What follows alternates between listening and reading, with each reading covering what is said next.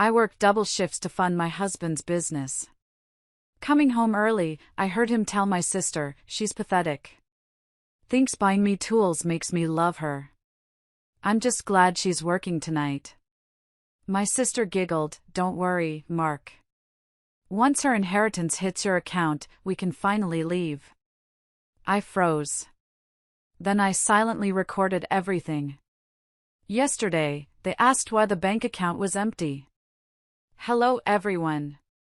Thank you for being here with me today. Before I begin my story, I'd love to know which city you're joining us from. Please feel free to share in the comments. Now, let me take you into this story. The wind in Chicago doesn't just blow, it bites. It cuts right through your coat and settles in your bones, reminding you that nature doesn't care if you're tired. And God, I was tired.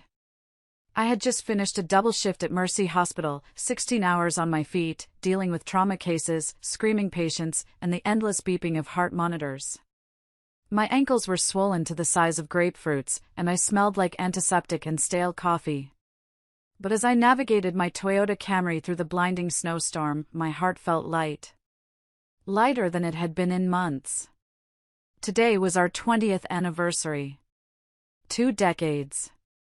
In the passenger seat sat a small, velvet-wrapped box. Inside was a Rolex Submariner. It had cost me my entire end-of-year bonus plus 6 months of secret savings, eating peanut butter sandwiches instead of buying lunch at the cafeteria. Mark had been eyeing it for years. He always said a man needed a good watch to be taken seriously by investors. I wanted him to feel successful, even if his tech startup hadn't made a dime in 3 years.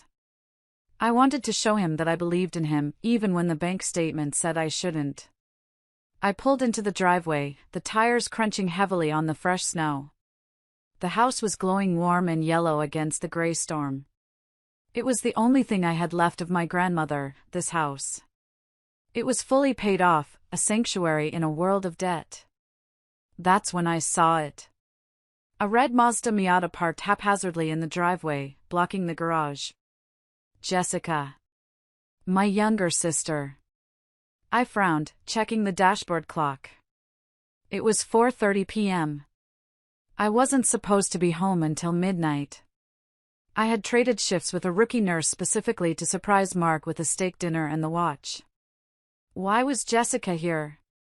She lived 40 minutes away in the city, and she usually avoided the suburbs unless she needed money. Maybe she came to help him set up a surprise for me? A flicker of hope ignited in my chest.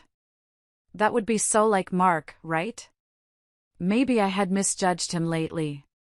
Maybe his distant behavior was just stress, and he had invited my sister over to help decorate. I grabbed the velvet box in my bag, shielding my face from the biting wind as I hurried to the front door. I went to unlock it, but it was already unlatched. Careless. I stepped into the foyer, shaking the snow off my coat. The heat of the house hit me instantly, smelling of roasted garlic and expensive cologne. My cologne. The one I bought Mark for Christmas that he said was too fancy for daily wear. I was about to call out, surprise, when a laugh stopped me cold. It was a high, tinkling laugh. The kind that sounds like breaking glass. Jessica. They were in the living room. The layout of my grandmother's house meant the foyer connected to the living room via a short hallway, but the acoustics were perfect. I could hear a pin drop. She looks so haggard lately, Jess. Like a zombie, Mark's voice drifted out, clear and deep. Honestly, touching her feels like charity work at this point. I froze. My hand was still on the zipper of my coat. The cold from outside seemed to seep back into my skin, freezing my blood. Oh, stop it, Jessica giggled again. There was the clink of wine glasses. She pays the bills, Mark. Be nice to the golden goose. Cash cow is more like it, Mark scoffed. I heard the rustle of fabric. God, you smell good. Sarah always smells like rubbing alcohol and desperation. You're the only one who makes me feel like a man, babe. My world tilted on its axis. I felt bile rise in my throat. I wanted to scream, to run in there and throw the Rolex at his head. But 20 years of being a nurse, of staying calm when blood is spurting and monitors are flatlining, took over. My breathing shallowed. I didn't move. I needed to hear this. I needed to know exactly how deep the knife went. Just a little longer, honey, Jessica cooed. Her voice dropped to a sultry whisper, but I heard every word. Once she signs that home equity loan for your expansion, we'll have enough. 200,000, right? 250, if the appraisal comes in high, Mark replied, his voice thick with lust. I told her it's for servers and hiring developers. She doesn't know a server from a toaster. She'll sign. She always does what I tell her. Perfect, Jessica said. Then we can finally ditch this frozen hellhole and fly to Miami. I already looked at that condo on the beach. You, me, and the ocean. No more nagging, sister, no more bills. No more pretending to love a woman I haven't been attracted to in a decade, Mark added brutally. Let's celebrate before the old hag gets home. She's working a double, right? We have hours. Old hag. I looked at my reflection in the hallway mirror. My eyes were sunken, dark circles carved under them from exhaustion. My hair was pulled back in a messy bun. I looked old. I looked used. And they were laughing about it. My own sister. My own husband. The velvet box in my hand felt like it weighed 1,000 pounds. I had worked double shifts, missed holidays, and destroyed my body to fund his dreams, to pay off Jessica's credit card debts, to keep this family afloat. And they were planning to steal my grandmother's house, my inheritance, and run away to Miami. I gripped the doorknob. The urge to burst in was overwhelming. But then I heard the sound of a zipper, and a moan that I recognized all too well. If I went in there now, I would just be the hysterical wife. Mark would lie. Jessica would cry and say I was misunderstanding. They would gaslight me, just like they always did. And I would have no proof. I slowly, silently, pulled the door handle. I backed out into the storm. As the wind howled around me, tears finally hot on my cheeks, I realized one thing. The Sarah who walked into that house, the loving wife, the supportive sister, had died in that hallway. Whoever I was now, I was going to make sure they regretted the day they called me a cash cow. My hands were shaking so hard I could barely get the key into the ignition. The engine of my old Camry sputtered to life, a stark contrast to the sleek, silent hum of the Miata blocking the driveway. I wanted to ram my car into it. I wanted to smash the bumper, shatter the taillights, scream until my throat bled. But I didn't. I backed out of the driveway, turning off my headlights until I was down the street, hidden by the curtain of falling snow. I drove on autopilot, the wipers slapping frantically against the windshield, fighting a losing battle against the blizzard. I couldn't go back to the hospital, my shift was over, and I was in no state to save lives. I couldn't go to my parents' house, God knows whose side they would take. They had spent their entire lives making excuses for Jessica. I pulled into the parking lot of the Starlight Motel, a rundown place off the interstate that charged by the hour. It was the kind of place you went to hide, or to sin. Fitting, I suppose. I checked in under my maiden name, paying cash. The room smelled of stale cigarettes and lemon cleaner, a desperate attempt to mask decades of bad decisions. I locked the door, threw the deadbolt, and slid the chain across. Only then did I let go. I slid down the wall, clutching the velvet box to my chest, and the panic attack hit me like a freight train. My chest constricted. I couldn't breathe. It felt like an elephant was sitting on my lungs. Gasping for air, I clawed at my scarf, ripping it off. Inhale. Exhale. You are not dying. You are just broken. Why? The question bounced around my skull. Why Jessica? A memory surfaced, unbidden. I was 10 years old. Jessica was 5. I was sitting at the kitchen table, doing my homework, when a crash echoed from the living room. I ran in to find my mother's favorite porcelain vase, an antique from Japan, shattered on the floor. Jessica was standing over it, holding a baseball bat she wasn't supposed to touch. When my mother ran in, Jessica immediately burst into tears, pointing a chubby finger at me. "Sarah pushed me. Sarah did it." My mother didn't even ask. She grabbed my arm, her nails digging into my skin. "Why can't you be careful? Why are you always so clumsy?" "But Mom," I had cried, "I was in the kitchen." "Don't lie to me, Sarah. Your sister is little. She doesn't know better. You are the older one. You are responsible."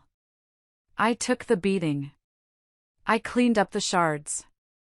And later that night, I saw Jessica smirking at me from her bed, clutching her teddy bear. She learned early that tears were a weapon, and I was the shield she could hide behind. I looked down at the Rolex box in my hand. I stood up, walked to the trash can by the wobbly desk, and hovered the box over it. 3 months of double shifts. 3 months of missed lunches. No. I wouldn't throw it away. That was my money. I shoved the box deep into my bag. Then I pulled out my phone. I had turned it off the moment I left the driveway, terrified Mark would call and I would scream at him. I turned it back on. 5 missed calls from Mark. 3 texts. "Mark, honey, the snow is getting bad. Are you staying at the hospital tonight?" "Mark, just worried about you. Love you." "Mark, babe?" I read the words "love you" and felt physically sick. He was checking to make sure the coast was clear. He wanted to know if he had time to sleep with my sister in my bed, on my sheets, under the roof I paid for. I walked into the bathroom and splashed cold water on my face. The mirror showed a woman I barely recognized. The zombie he had called me. Maybe he was right. I had been sleepwalking through my life, thinking that if I just worked harder, if I just loved more, if I just gave more, eventually, it would be enough. But you can't fill a bucket with a hole in the bottom. And Mark and Jessica were black holes. I sat on the edge of the lumpy mattress, the cheap polyester bedspread scratching my hands. I needed a plan. I couldn't just divorce him. If I filed for divorce now, he would fight me for the house. Illinois is an equitable distribution state. He would claim half of everything, even though he hadn't contributed a dime in years. He would drag it out. He would use my inheritance to pay for his lawyers. And Jessica, she wanted my life. She wanted my house, my husband, my stability. She wanted to skin me alive and wear my life like a coat. I closed my eyes, and the nurse in me took over. The part of me that assessed triage. Patient is critical. Bleeding out. Stop the bleeding first. Then, operate. I needed to know the extent of the damage. I needed to know exactly how much they had stolen before I let them know I was awake. I opened my laptop, connected to the motel's spotty Wi-Fi, and logged into our joint bank account. My fingers hovered over the keyboard. I was terrified of what I would find, but ignorance was no longer a luxury I could afford. The next morning, I did something I hadn't done in 10 years. I called the hospital staffing coordinator and lied. "I have a migraine," I said, my voice naturally raspy from a night of crying. "I can't come in." "Oh, Sarah, really? We're short-staffed with the storm." Brenda, the coordinator, sounded stressed. "I'm sorry, Brenda. I can't even open my eyes," I said firmly and hung up. The guilt usually would have eaten me alive. Today? I didn't feel a thing. My priorities had shifted tectonically overnight. I relocated to a coffee shop 3 towns over, far enough that I wouldn't run into anyone I knew, generic enough to be invisible. I bought a black coffee, opened my laptop, and began the autopsy of my marriage. I started with the joint checking account. It was the operating account for the household, where my paycheck was deposited every 2 weeks. I knew the balance was usually low because bills were high, but looking at the transaction history now, with the veil lifted, was like reading a crime scene report. There were the usual suspects: mortgage, electric, water. But then there were the business expenses. Amazon, $450. Best Buy, $1,200. Delta Airlines, $600. I clicked on the details. Mark had told me the Best Buy charge was for a new server rack. I cross-referenced the date. That was 2 days before Jessica's birthday. I logged into his Amazon account. I knew the password because I paid for Prime. I went to order history. It wasn't a server rack. It was a Dyson Airwrap hairstyler. Pink. My hand flew to my mouth. I had been using a $10 hairdryer from CVS that sparked every time I plugged it in. Jessica had posted a photo of her new toy on Instagram that week, captioning it #blessed #selfcare. I kept digging. The Delta flight? A business trip to a tech conference in Austin last month. I checked the itinerary. 2 tickets. One for Mark Evans. One for Jessica Miller. He took her to Austin. While I was pulling 3 night shifts in a row to cover the mortgage, they were eating brisket and listening to live music in Texas. I felt a cold, hard rage solidifying in my stomach. It was better than the sadness. Sadness paralyzes you. Rage? Rage gives you fuel. Then I went to the big one. Our retirement accounts. I had a 401k through the hospital that I had been contributing to since I was 25. But we also had a joint investment account that we were supposed to be building for our future. Mark managed it because he said he understood the market better than I did. I logged in. Balance, $432.18. I blinked. I refreshed the page. Balance, $432.18. There should have been over $60,000 in there. I clicked on withdrawal history. It was a bloodbath. Withdrawals of $5,000, $2,000, $10,000 over the last 18 months. Transfers to an account I didn't recognize. Transfers to Crypto.com. Transfers to DraftKings. Gambling. He wasn't just spending it on Jessica. He was gambling it away. My retirement. My safety net. Gone. Then I remembered what I heard last night. Once she signs that home equity loan. $200,000. They had drained the liquid cash. Now they were coming for the equity. They wanted to mortgage the house, my grandmother's house, extract the cash, and vanish, leaving me with a mountain of debt and a foreclosure notice. I checked my credit report. My score was still excellent, 810. That was the only reason they needed me. They needed my signature. Mark's credit was likely trashed if he was gambling like this. I was just a credit score to them. A host body for a parasite. My phone buzzed on the table. It was Jessica. Jessica, hey sis. Mark said you didn't come home last night? Is everything okay? Mom is worried. The audacity. The sheer, unadulterated evil of texting me with fake concern while wearing the jewelry my husband bought with my stolen retirement money. I typed back, my fingers flying. Hey Jess. Yeah, the storm was brutal. I slept in the on-call room at the hospital. Didn't want to risk the drive. Heading home in a few hours. Keep it normal. Keep them calm. Don't let the rabbit know the wolf is watching. I needed a lawyer. Not just any lawyer. I needed a shark. And I knew exactly who to call. Brenda wasn't just the staffing coordinator, that was a different Brenda. I was thinking of Brenda Lewis, my college roommate. We had started pre-med together. I dropped out to nurse school to support Mark. Brenda went on to law school.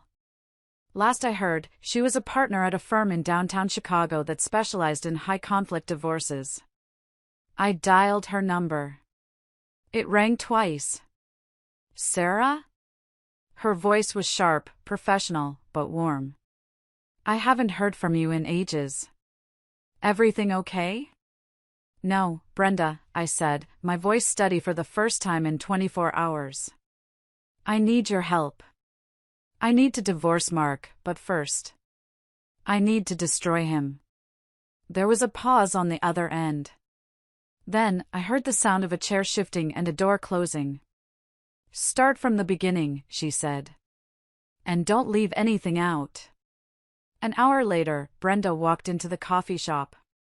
She looked like $1,000,000, tailored suit, sharp bob cut, eyes that could assess a contract or a human soul in 3 seconds flat.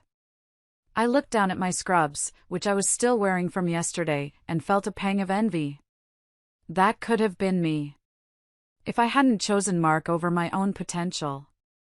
She sat down, ordered a double espresso, and listened. I played her the recording from last night. When Mark's voice said, touching her feels like charity work, Brenda's jaw tightened. When Jessica mentioned the inheritance, Brenda's eyes narrowed into slits. When the recording ended, she sat in silence for a long moment. Then she reached across the table and squeezed my hand. Her grip was iron. Okay, she said. Here is the situation. If you file for divorce today, he is going to claim he contributed to the appreciation of the house. He will fight for alimony. He will drag this out until you are bankrupt just to spite you. And that money he stole from the joint account? It's technically marital property. He was allowed to spend it, even if he spent it on strippers and crypto. So I can't do anything? I felt the despair creeping back in.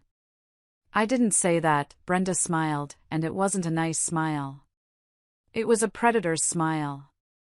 I said if you file today. But we aren't going to file today. We are going to set a trap.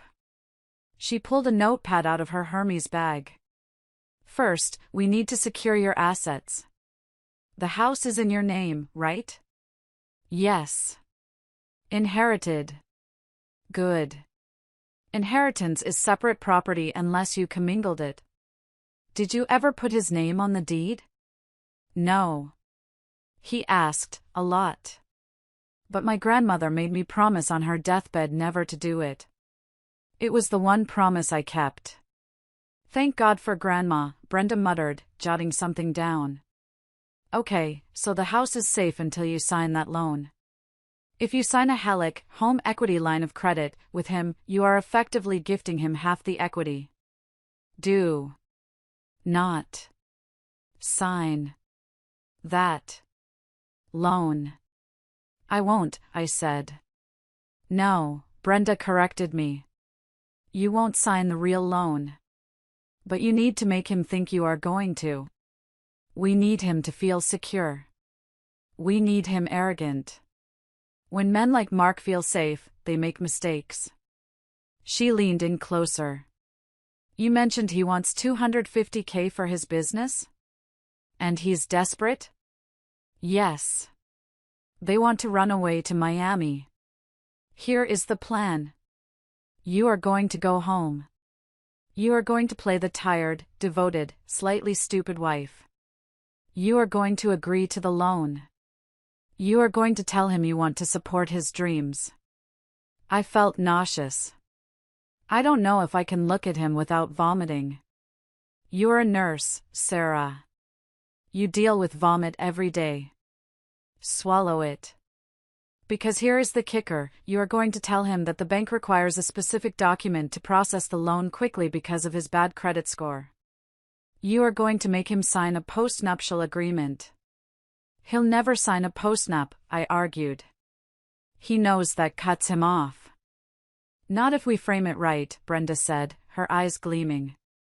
We create a document that looks like a financial disclosure statement for the bank, acknowledging the debt is for his business. Buried in the legalese, we include a fidelity clause and a separate property acknowledgement. We make it sound like it protects him from your potential medical malpractice suits. He's a narcissist, Sarah. If you tell him it's to protect his precious future millions from your liabilities, he will sign it with a gold pen. I stared at her. It was brilliant. It was diabolical. And Jessica? I asked. What about her? We tackle one monster at a time, Brenda said.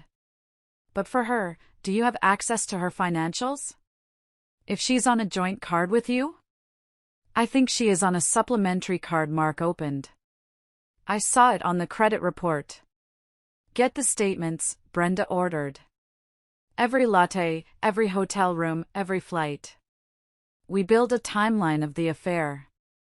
In Illinois, adultery doesn't always affect asset division, but dissipation of assets does. If he spent marital money on a mistress, the court can order him to pay it back to you dollar for dollar from his share. His share will be zero after the postnup, I realized. Exactly, Brenda grinned. He leaves with his clothes and his debt. You keep the house, the pension, and your dignity. She tore the page off her notepad and handed it to me. It was a list of instructions. Go home. Act normal, find the physical evidence, loan papers, diaries, receipts, install cameras/audio recorders in common areas. Illinois is a two-party consent state for audio, but in your own home. Regarding safety/crime, there are gray areas. We use it for leverage, not necessarily in court. Get him to sign the bank document, postnup. Can you do this? Brenda looked me in the eye. I thought about the Rolex in my bag. I thought about the old hag comment. I thought of Jessica laughing at me. I can, I said. When do we start? Now, Brenda said. Go home. Enter the lion's den. And Sarah? Don't blink. The drive home from the coffee shop was the longest 40 minutes of my life. The snow had stopped, leaving the world white and dangerously bright. As I drove, my mind drifted back, trying to pinpoint exactly when my sister became my enemy. It wasn't just one moment. It was a slow drip of poison over 30 years. Jessica was the miracle baby. Born 8 years after me, when my parents thought they couldn't have any more children. She was born with blonde curls and blue eyes, looking like a cherub. I looked like my father, dark hair, average features, sturdy. From day one, the narrative was set. Jessica was fragile, Sarah was strong. Jessica was special, Sarah was capable. I remembered when I was 22, fresh out of nursing school. I had saved up $2,000 to backpack through Europe, a graduation gift to myself. 2 weeks before my trip, Jessica, then 14, was caught shoplifting designer sunglasses. The fine and the lawyer fees to keep it off her juvenile record came to exactly $2,000. My parents didn't have the cash. They looked at me. Sarah, my mom had said, tears in her eyes.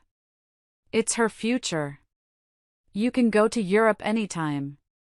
You have a job. Please. I gave them the money. I stayed home. Jessica never said thank you. In fact, a week later, I saw her wearing the very sunglasses she had tried to steal. My parents had bought them for her to cheer her up after the trauma of the arrest. That was the pattern. I cleaned up the mess, Jessica got the reward. But the worst was when I met Mark. Mark was charming back then.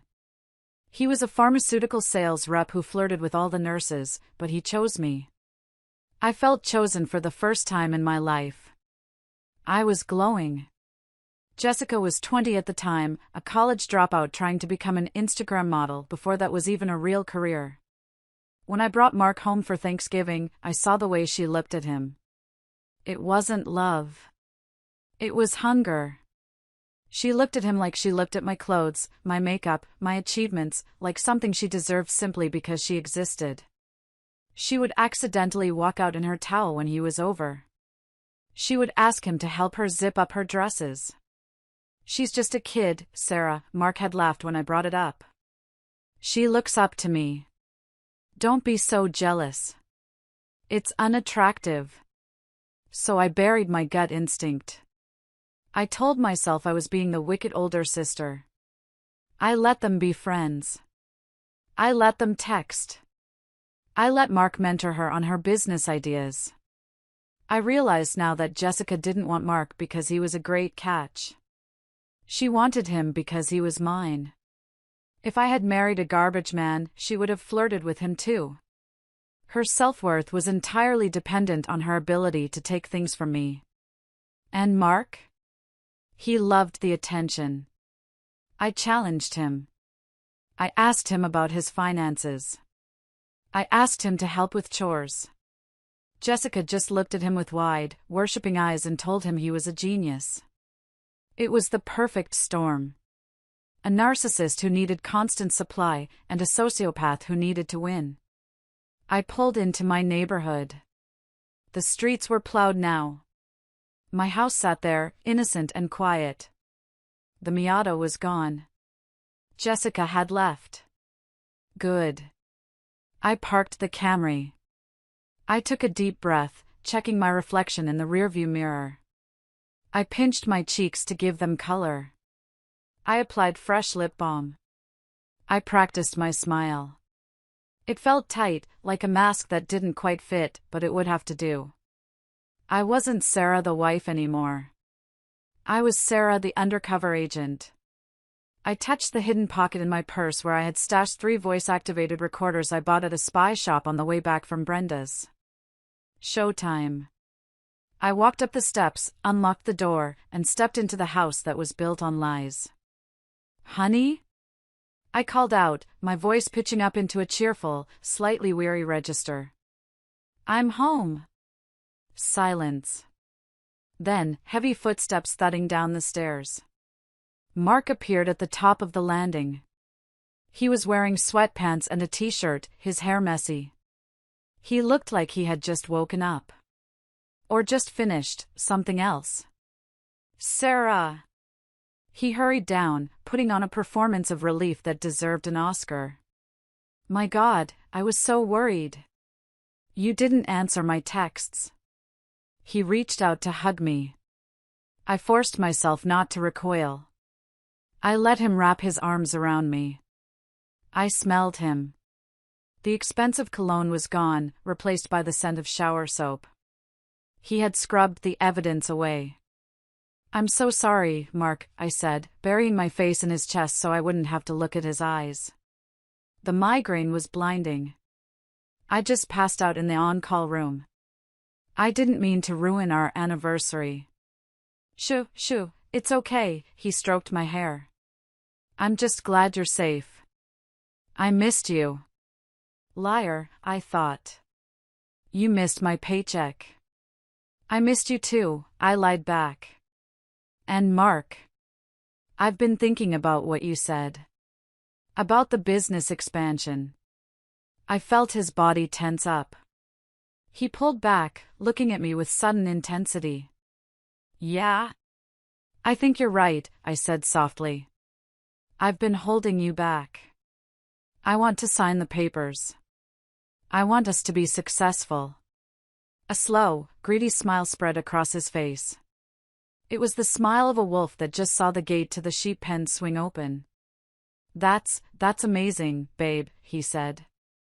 You won't regret this. No, Mark, I thought as I smiled back.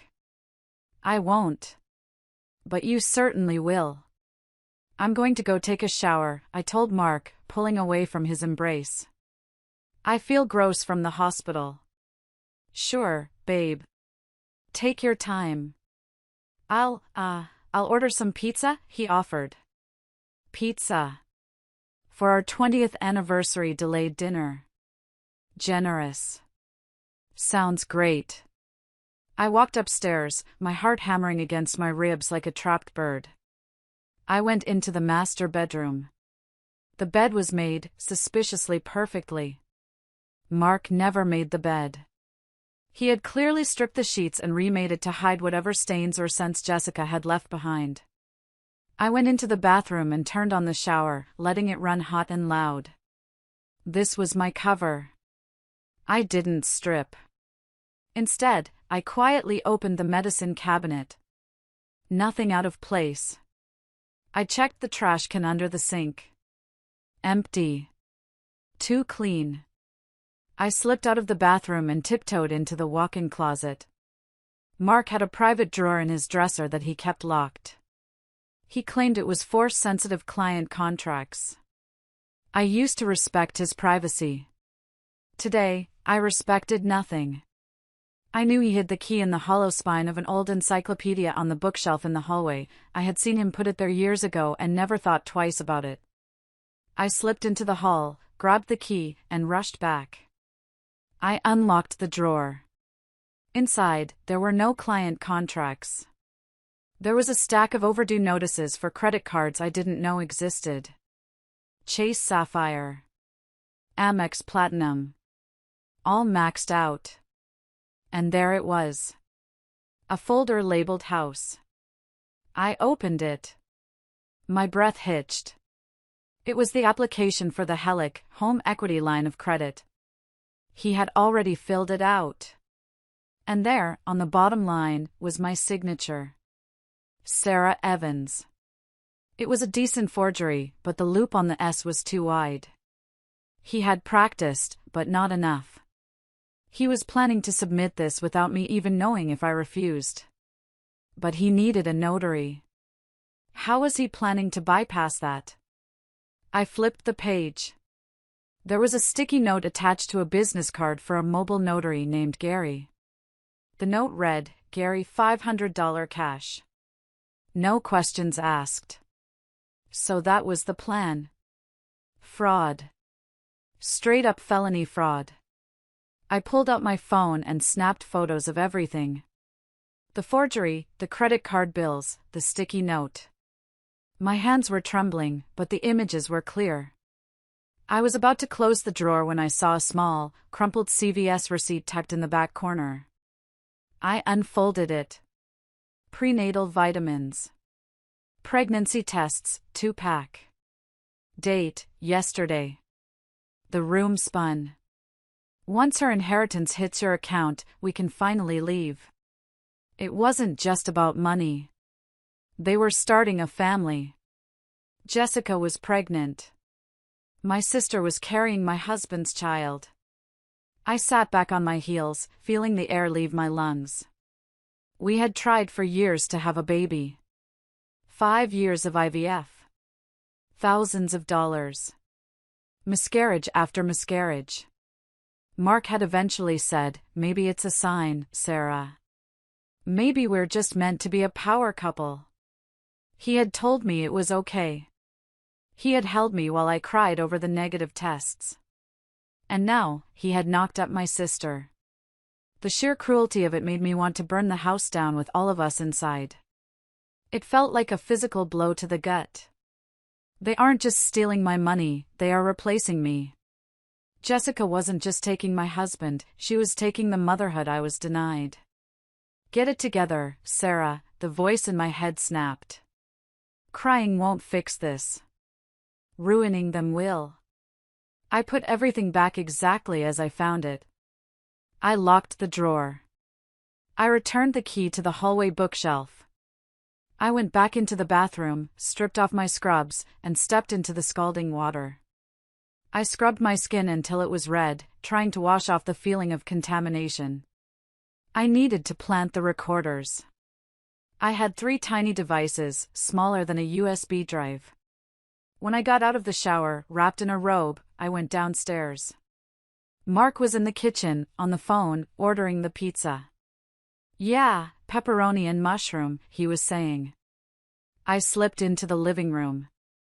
I stuck one recorder under the cushion of his favorite recliner using double-sided tape. I moved to the kitchen. Mark's back was turned. I slid the second recorder on top of the kitchen cabinets, pushed back into the dust where he would never look. The third one I kept in my pocket. That one was for the bedroom. Pizza will be here in 30 minutes, Mark said, turning around. He smiled at me, but his eyes didn't crinkle. They were cold, dead shark's eyes. Feeling better? Much, I lied.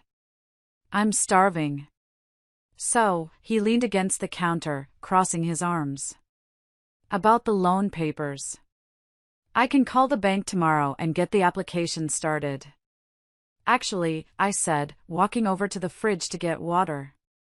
I have a better idea. Brenda, you know my friend the lawyer? She owes me a favor. She said she could expedite the process through her contacts at the bank. We could get the money in days, not weeks. Mark's eyes lit up. Really? Yes. But she said the bank is really strict right now about commingling funds for business loans. She said we need to draft a quick document clarifying that the loan is for your business entity, not personal use. It lowers the interest rate. A document? Mark frowned. Like what? Just a formality, I waved my hand dismissively. I asked her to draft it up. She's bringing it over tomorrow night. I thought we could have a little dinner. Celebrate the funding? Maybe invite my parents? And Jessica? Jessica? Mark hesitated. Why Jessica? Oh, you know how she is, I rolled my eyes playfully. She's been so down lately about her career. Seeing us succeed might inspire her. Plus, Mom and Dad would love it. Mark relaxed. He saw an audience for his victory lap. Okay. Let's do it. Tomorrow night. The start of our new life. He tried to kiss me. I turned my head at the last second so his lips landed on my cheek. New life, I echoed. I can't wait. The next day was a blur of calculated preparations. I went to work, but my mind was entirely on the evening ahead. I messaged Brenda constantly. She had the document ready, the post-nup disguised as an asset allocation affidavit. It was a masterpiece of legal camouflage. I left work early again, stopping at the grocery store. I bought steaks, expensive ribeyes, Mark's favorite. I bought a bottle of Cabernet that cost $80.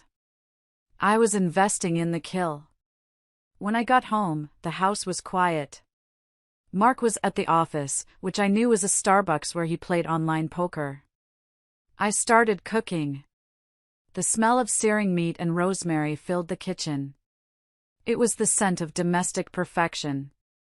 I set the dining table with the good china, the wedding china we hadn't used in 5 years. At 6 p.m., Mark arrived home. He whistled when he walked in. Wow, he said, loosening his tie. Smells amazing. You really went all out. It's a big night, I smiled, smoothing my dress. I was wearing a black dress that I knew made me look thinner. I had put on makeup, hiding the dark circles. Is Brenda coming? He asked, looking around. She'll be here at 7 o'clock with the papers, I said. But Jessica and Mom and Dad are coming at 6:30. Right on cue, the doorbell rang. It was Jessica. She stood there in a tight, emerald green dress that hugged her body. She looked radiant, I had to admit. The pregnancy hormones were giving her skin a glow that my expensive creams couldn't mimic. Hi, sis. She breezed past me, barely touching my shoulder. God, it smells greasy in here. Are you frying something? Steak, I said, closing the door. She walked straight to Mark, who was pouring wine. Hey, brother-in-law. She touched his arm, letting her hand linger just a second too long. Hey, Jess. You look healthy, Mark said, a secret code in his eyes. I feel great, she beamed, placing a hand subconsciously on her lower stomach. I watched them from the hallway. It was sickening. They were preening in front of me, thinking I was blind. Mom and Dad arrived 5 minutes later. Sarah! Mom exclaimed, handing me a store-bought fruit cake. You look tired, honey. Are you sleeping enough? I'm fine, Mom, I said, taking the cake. Jessica, look at you. Dad boomed, hugging my sister. You look like a movie star. When are you going to get a real agent? You're wasting your talent. Soon, Daddy, Jessica winked.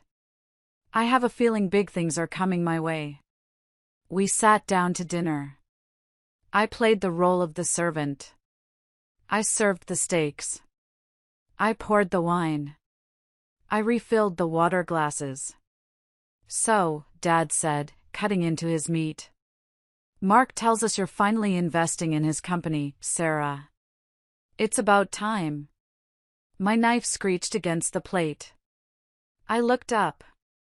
Excuse me? Well, Mom chimed in. Mark has such potential. It seems selfish of you to hoard that inheritance money while his dreams were stalling. We're glad you finally saw sense. Selfish. I had paid off their mortgage 3 years ago. I paid for Dad's knee surgery. I paid Jessica's rent for 6 months when she found herself. And I was selfish. I looked at Mark. He was smirking, swirling his wine. He had primed them. He had turned them against me before I even knew there was a war. Yes, I said, my voice steady. I realized I needed to support my husband. That's what a good wife does, right? Exactly, Jessica said, popping a piece of steak into her mouth. You're lucky to have him, Sarah. Most men wouldn't put up with, the long hours. The neglect. Neglect? I asked, raising an eyebrow. You're never home, Sarah, Jessica said innocently. Mark gets lonely. Under the table, I saw Mark's foot nudge Jessica's leg. A warning. Don't push it. Well, I said, taking a sip of water. I won't have to work so many shifts once Mark's company takes off. In fact, I was thinking, maybe we can try for a baby again. With the extra money. The silence at the table was instantaneous. Mark choked on his wine. Jessica stopped chewing. A baby? Jessica repeated, her voice tight. But, aren't you too old? I mean, with your history. Doctors can do miracles these days, I lied. And wouldn't it be wonderful? A little heir? I saw Jessica's knuckles turn white as she gripped her fork. She was furious. She wanted to scream, "It's my baby." But she couldn't.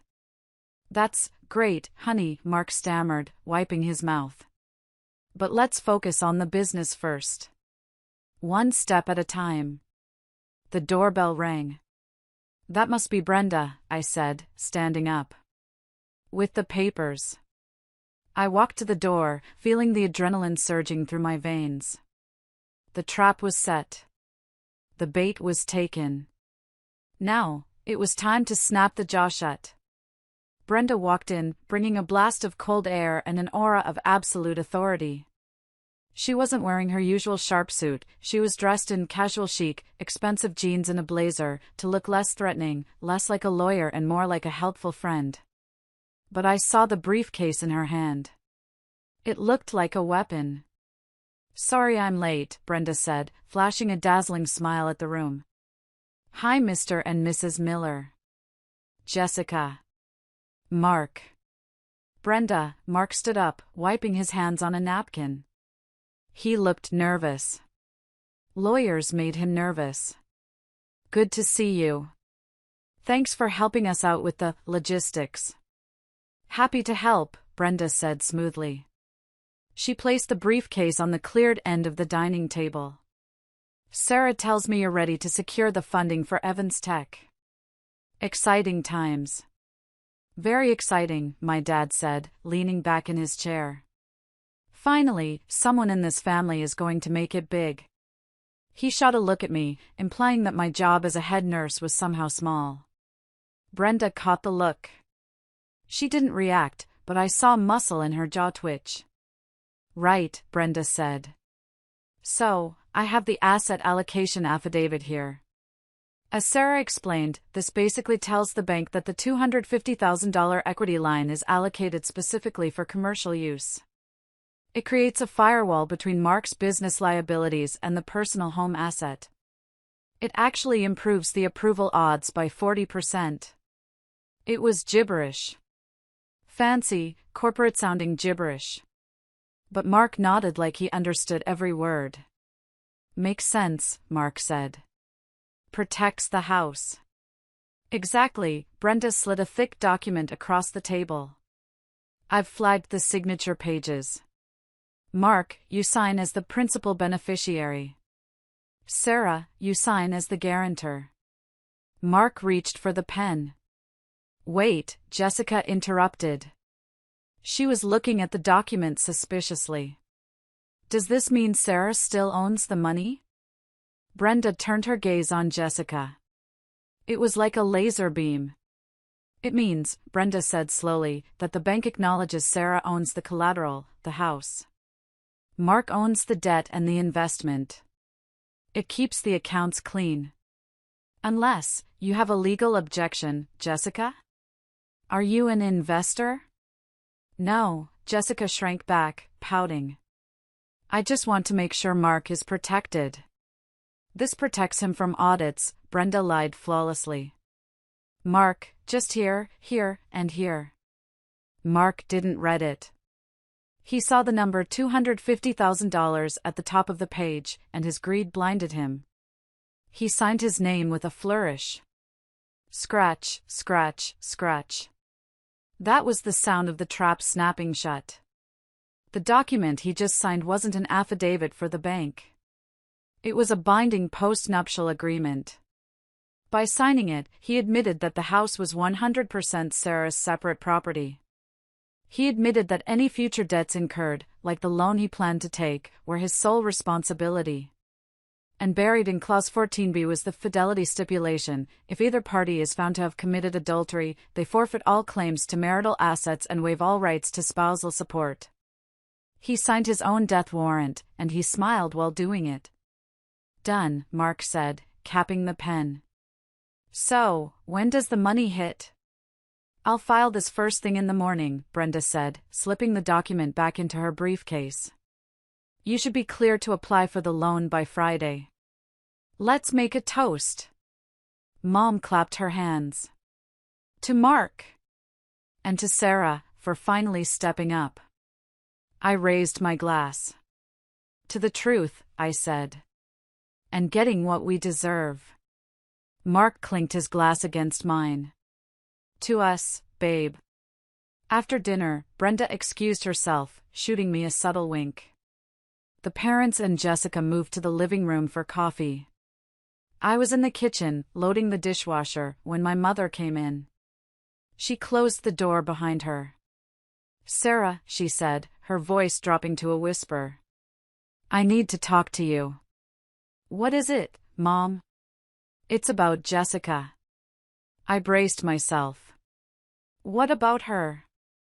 She's in a bit of trouble, Mom sighed. She owes some money on her car. And her rent is overdue. She didn't want to ask you, but you're asking, I finished the sentence. Mark is going to have all this investment money soon, Mom said. Once that loan comes through, maybe you could slip Jessica $5,000? Just to get her back on her feet? Mark doesn't even have to know. I stared at my mother. My husband was stealing my inheritance to run away with my sister, who was pregnant with his child, and my mother was asking me to secretly give that sister more of my money. The level of dysfunction was so deep it was drowning me.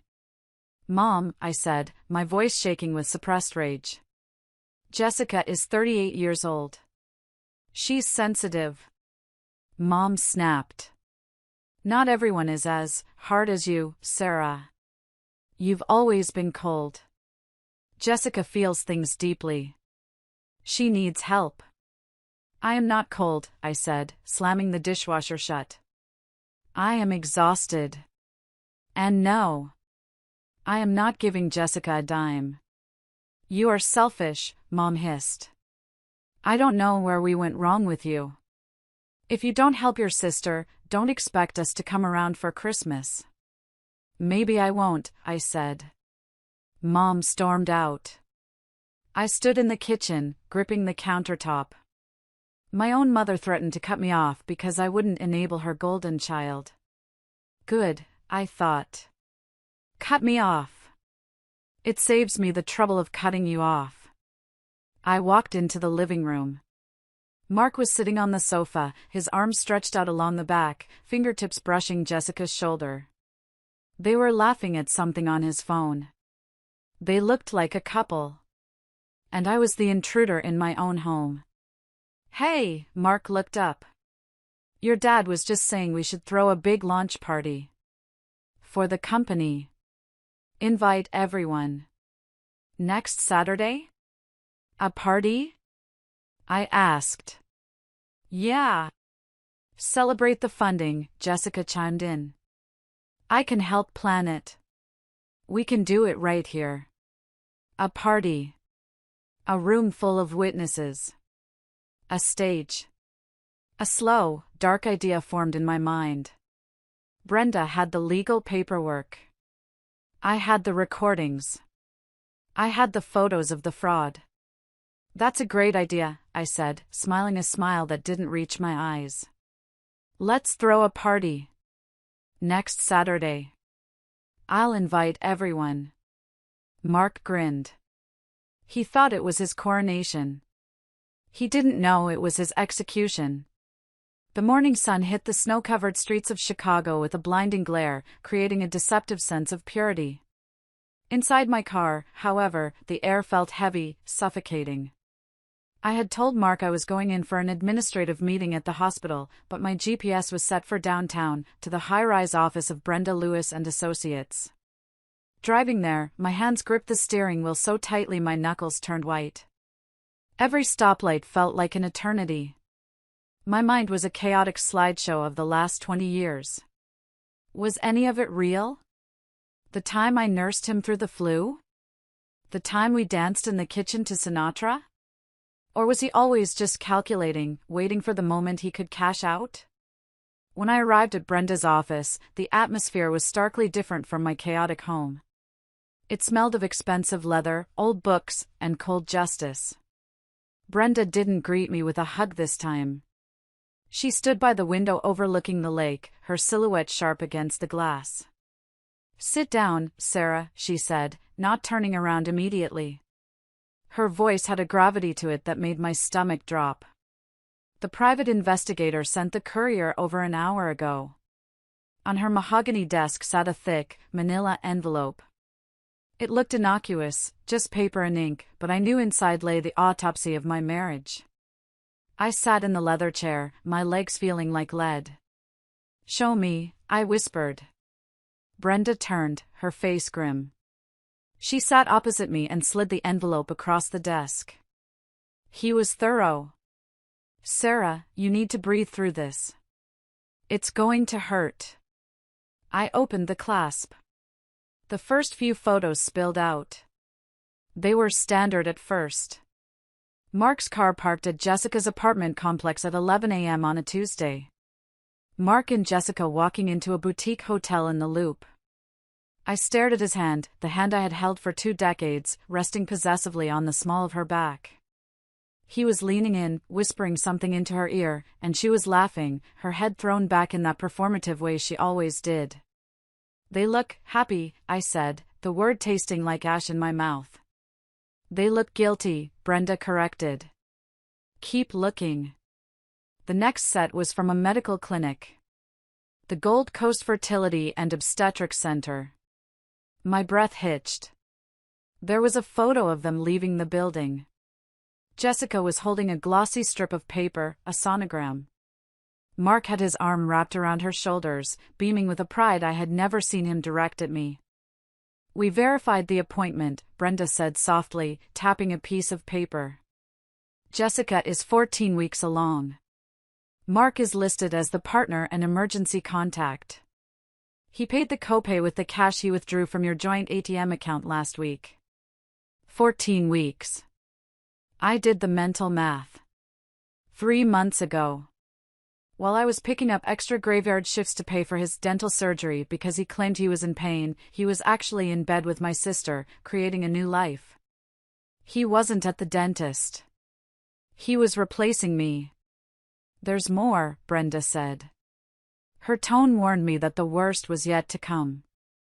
She pulled out a zoomed-in photograph taken through the window of a coffee shop. The lighting was clear. Jessica was sipping a latte, her coat open. Glinting at her throat, resting against her skin, was a gold teardrop locket with a small, deep blue sapphire in the center. The world stopped. The air left the room. That's... I couldn't finish the sentence. Is it? Brenda asked. Grandma's, I choked out, tears finally spilling over. That's my grandmother's locket. The one she wore every single day for 50 years. The one she promised me. I closed my eyes, a memory flashing violently in my mind. The day my grandmother died in our guest room. I was so distraught, handling the hospice nurses, calling the funeral home. Later, when I went to collect her personal effects, the locket was gone from her nightstand. I had torn the house apart. I had cried for weeks. Mark had held me, stroked my hair, and told me, "Honey, maybe one of the agency nurses took it. People are awful. Let it go." He had stolen it.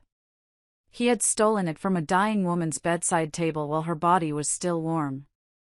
And he had saved it, like a trophy, a sick prize, to give to his mistress. To my sister. It wasn't just adultery. It was a violation of the sacred. It was grave robbing. He stole it from a dead woman, I hissed, my voice unrecognizable to my own ears. A deep, primal rage began to boil in my chest, burning away the sadness. He gave my inheritance to the woman who is helping him steal my money. It's possession of stolen property, Brenda said, her pen scratching rapidly on a legal pad. And it proves malice. But Sarah, look at the last document. This is the nail in the coffin. It was a printout of an email chain. The PI had keylogged Mark's laptop password. From markevansceo@yahoo.com to miamioceanrealty@gmail.com. Subject, urgent, deposit incoming. I'm transferring the $250,000 next week. My wife is signing the equity release this Friday. I want the unit on South Beach, the penthouse with the ocean view. Make sure it's ready for move-in by the 1st. My partner and I are leaving Chicago permanently. No forwarding address. Leaving permanently. He wasn't just stealing the money to invest. He was abandoning me. He planned to drain the equity from my grandmother's house, leave me with $250,000 in debt, a foreclosure notice, and a broken heart, while he vanished into the sunset with Jessica. I looked up at Brenda. My tears had stopped. The sorrow was gone, replaced by a cold, hard clarity. He thinks the money is coming Friday, I said. And it won't, Brenda replied, a shark-like grin spreading across her face. Because I filed the postnup this morning. The bank isn't going to process a loan request from a man who just legally signed away his rights to the collateral. But he doesn't know that yet. I need to keep him blind until Saturday, I said, standing up. The party. Can you do it? Brenda asked, looking me dead in the eye. Can you go back to that house, sleep in that bed, and look at him knowing what he did? I picked up the photo of the locket. I stared at the sapphire eye. I can, I said. Because I don't just want to divorce him, Brenda. I want to destroy him. Returning home that evening felt like walking onto a movie set where I was the only actor who knew the genre had changed from a romance to a horror. The house smelled of lemon polish and deceit. Mark was in the living room, surrounded by sketches and catering menus. He was manic, buzzing with an energy that I now recognized as greed. He looked up when I entered, his eyes bright but empty. Sarah! You're back! He rushed over to kiss my cheek. I had to force every muscle in my body not to recoil. Look at this, I'm thinking we do a champagne tower right here in the foyer. Classy, right? For the investors. Very classy, I said, setting my purse down. How much will that cost? Don't worry about the cost, babe. He laughed, waving a hand dismissively.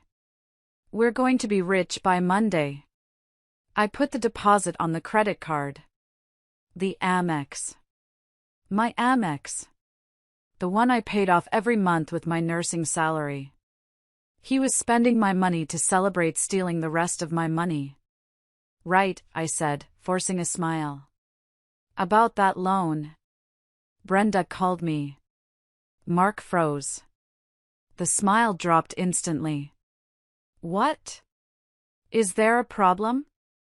I walked into the kitchen to get a glass of water, making him follow me. I needed him to feel like he was chasing the information. Not a problem, exactly. But she said the bank is doing a manual review because the amount is so large. $250,000 triggers some red flags. Manual review? Mark's voice pitched up. Sweat beaded on his upper lip. How long does that take? Usually 48 hours, I said calmly, taking a sip. She said since we signed that asset affidavit, the document you signed Tuesday, it should clear. But the funds might not hit the account until Monday morning. Monday? Mark slammed his hand on the counter. I have vendors waiting. I have deadlines. He meant the Miami condo. He meant the plane tickets. He was terrified the window was closing. It's just 2 days, Mark, I soothed him, reaching out to touch his arm. His skin felt clammy. Why are you so stressed? The money is approved. You're safe. He looked at me, searching my face for any sign of deception. I kept my expression open, concerned, loving. The perfect wife. I'm just anxious, he exhaled, running a hand through his thinning hair. I want to give you this life, Sarah. I want us to be free. Liar. We will be, I said. Why don't you focus on the party?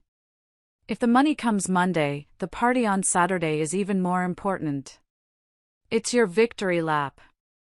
You need to keep the investors happy. That distracted him. His ego was his Achilles heel. You're right, he nodded, puffing out his chest. The party has to be perfect.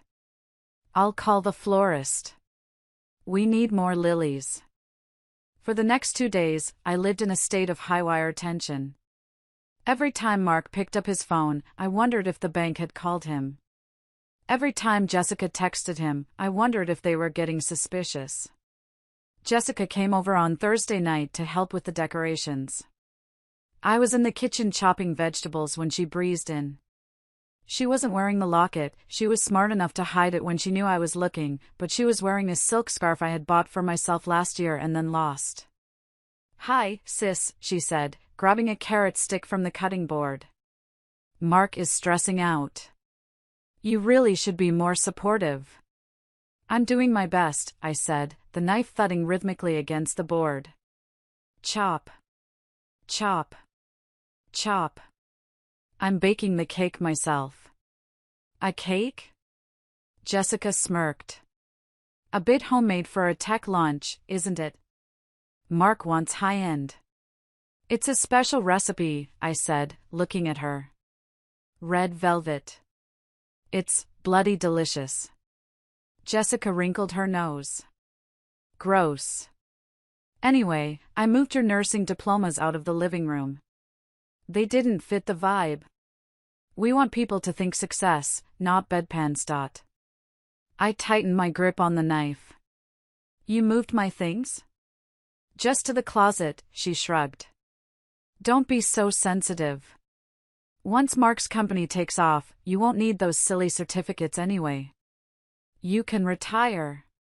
Maybe lose some weight. She patted her own flat stomach, which I knew was hiding my husband's child. You know, Jessica, I said softly. You're right. Big changes are coming. Glad you finally see it, she said, bored. I'm going to go help Mark with the playlist. He needs someone with taste. She walked out. I stood there, shaking. The urge to scream, to stab the knife into the counter, to burn the house down was overwhelming. Later that night, Mark told me he was sleeping in the guest room again. I have early calls with developers in Tokyo, he lied. Okay, I said. I waited until 2 a.m. I crept down the hallway. I could hear his voice through the thin door of the guest room. He wasn't talking to Tokyo. Don't worry, baby, he was whispering. Monday morning. The wire clears, we transfer it to the offshore, and we're on the noon flight. She won't know a thing until she tries to buy groceries and the card declines. I stood in the dark hallway, a ghost in my own home, recording every word on my phone. She won't know a thing. He thought I was the victim. He didn't realize that in a horror movie, the quiet ones are the ones who survive. And the ones who talk too much? They're the first to go. Saturday morning dawned gray and heavy, the sky threatening another storm. It matched the roiling feeling in my gut perfectly. Today was the day. The day I burned my life to the ground to save myself from the ashes. The house was a hive of activity. Mark had hired a cleaning crew and a catering team, all put on credit cards that were about to bounce. He was running around in his bathrobe, barking orders like a general. No, no. The red carpet goes all the way to the curb, he shouted at a confused teenager from the rental company. It needs to look majestic. I retreated to the kitchen. This was my bunker. I had told Mark I needed absolute privacy to finish the showstopper cake. Make it big, Sarah, he had told me, checking his reflection in the toaster. Make it scream money. It will scream, I promised. I mixed the batter. Flour, sugar, cocoa, buttermilk. And a copious amount of red food coloring. As I stirred the crimson mixture, it looked visceral, like oxygenated blood. I poured it into the pans. While the cake baked, filling the house with a deceptive scent of warmth and sweetness, I went to execute the technical part of my plan. Mark's laptop was set up on the AV table in the living room, connected to the massive 70-inch screen he had rented. He was terrified of me touching it. Don't mess with the tech, Sarah, he had warned. It's calibrated. I waited until he went upstairs to shower. I knew I had exactly 15 minutes. I walked over to the laptop. My hands were shaking, but my resolve was steel. I plugged in the USB drive Brenda had given me. The file name was identical, evanstech_launch_final_v2.pptx. I dragged Mark's original file, the one full of lies and stolen graphs, into the recycling bin, and then permanently deleted it. I dragged my file onto the desktop in its place. My file started exactly the same. The first 3 slides were his generic vision and synergy garbage. I wanted him to feel safe. I wanted him to start his speech, to get into his rhythm, to feel the arrogance swelling in his chest. And then, slide 4. That's where the bomb was hidden. I pulled the USB drive out and slipped it into my pocket.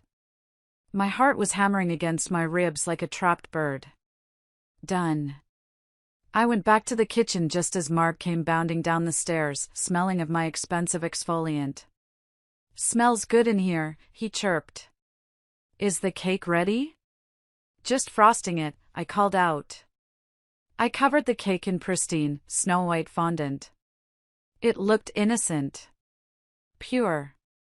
On top, I placed a single decoration I had made from sugar paste, a black rose.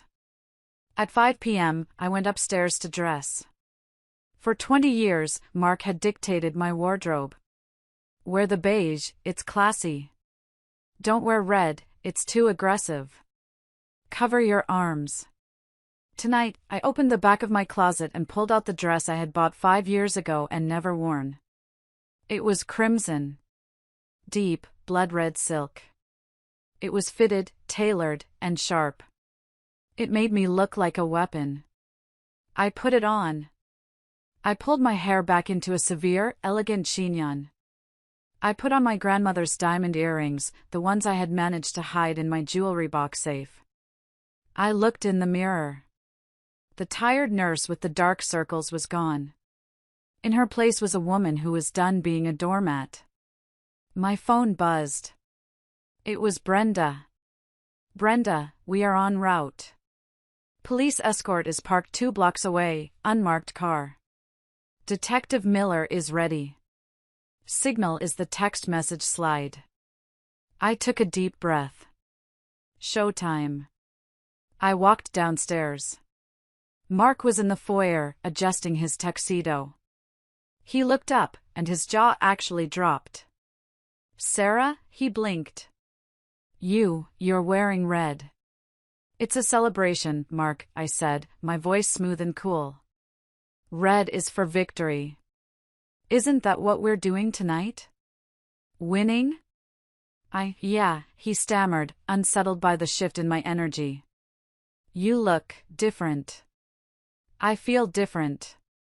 The sound of a car engine cut him off. We looked out the window.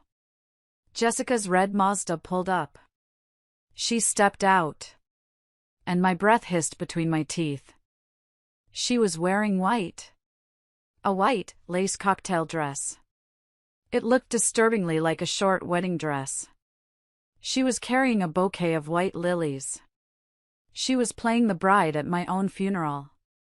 I watched her walk up the path, preening for imaginary paparazzi. As she adjusted her coat, I saw the glint. The locket. She was wearing it. Under her scarf, but visible if you looked closely. She was wearing my dead grandmother's necklace to my house, in front of my face. A cold calm washed over me. Any last shred of hesitation, any tiny flicker of mercy I might have held for my sister, evaporated instantly. I opened the front door. Welcome, Jessica, I said, stepping aside. You look appropriate. Thanks, she breezed past me, barely making eye contact. Where's Mark? We need to go over the script. He's in the living room, I said, closing the door behind her. Waiting for his co-star. The doorbell rang again. The guests were arriving. I stood in the foyer, the red dress swishing around my legs, and smiled. It was the smile of the executioner before the blade drops. By 7:30 p.m., the house was packed, and the air was thick with cheap cologne and expensive delusion. Mark had invited a bizarre mix of people. On one side of the room, clustered around the rented champagne fountain, were the investors. These weren't venture capitalists. They were loan sharks, gambling buddies, and shady businessmen from the darker corners of Chicago's financial district. Men in ill-fitting suits who looked at my furniture like they were calculating its resale value. On the other side stood my cavalry. Brenda looked magnificent in a sharp black power suit, holding a glass of sparkling water like a scepter. Beside her stood Dr. Evans, the chief of surgery, and 3 other senior nurses from my trauma unit. Mark thought I had invited them to show off his success. In reality, I had invited them because they were the most credible witnesses in the city. If Dr. Evans said something happened, a judge would believe him over 1,000 marks. And then, there was my family. My parents, Linda and Robert, were holding court on the plush sofa. They looked ecstatic. Dad was puffing on a cigar he wasn't supposed to smoke inside, telling anyone who would listen, my son-in-law is a visionary. Always knew it. Mom was fussing over Jessica. Jessica was perched on the arm of the sofa, basking in the attention. Her white dress was tight, showing the slight, deliberate curve of her baby bump. She kept placing a hand protectively over it, smiling secretly at Mark across the room. I stood by the kitchen island, a glass of water in my hand, watching the circus. Sarah, Brenda slid up beside me. The room is primed. Detective Miller is listening via the wire on my lapel. He's just waiting for the fraud to be confirmed publicly. It won't be long, I whispered, keeping my eyes on Mark. Mark was in his element. He was laughing too loud, gesturing too wildly. He was high on adrenaline and the certainty that he had gotten away with it. Look at him, Brenda murmured. He thinks he's the king of Chicago. He's the king of fools, I said. Just then, my mother waved me over. I walked toward them, my red dress commanding attention. Sarah! Mom exclaimed, looking me up and down with a critical eye. That dress, isn't it a bit much? You don't want to upstage Mark. Tonight is his night. I think I look powerful, Mom, I said calmly. You look aggressive, she sniffed. Look at Jessica. She looks so angelic in white. So soft. Soft, I repeated. I looked at Jessica. She smiled at me, a smug, pitying smile. Great party, sis, Jessica said. Although, the champagne tastes a bit cheap. Did you budget this? We spared no expense, I said, my eyes drifting to her neck. She had loosened her scarf in the heat of the room. The gold chain was visible. Nice necklace, Jessica. Is it new? Jessica's hand flew to her throat, covering the locket. Oh, this? Just something vintage I found at a thrift store. A thrift store, I repeated. Amazing what people throw away, isn't it? Things that used to be precious. Yeah, well, she looked away, uncomfortable. One man's trash, right? Right. Suddenly, the music cut out. Mark tapped a spoon against a glass. Cling, cling, cling. Everyone! If I could have your attention. Mark bellowed, his face flushed with excitement. Please, gather around the screen. I have a short presentation about the future of Evans Tech. The room quieted. The guests shuffled toward the massive 70-inch screen Mark had set up like an altar.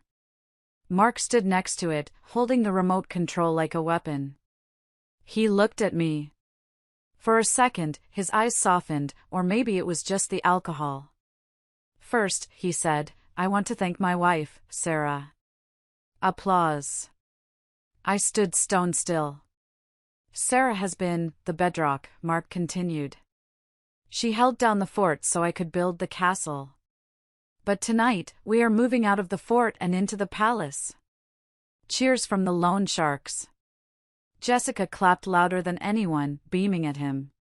Tonight, I am proud to announce that Evans Tech has secured full funding for our global expansion. Mark shouted. We are launching in 3 markets next month. And to explain our vision, I prepared this. He pointed the remote at the laptop. My heart hammered against my ribs. Here we go. He clicked. The screen lit up. Slide 1, Evans Tech, the future is now. Mark smiled. He clicked again. Slide 2, Global Synergy. A stock photo of a handshake.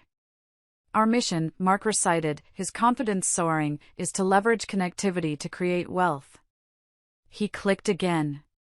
Slide 3, Revenue Projections. A graph pointing up. As you can see, our growth is exponential, Mark bragged.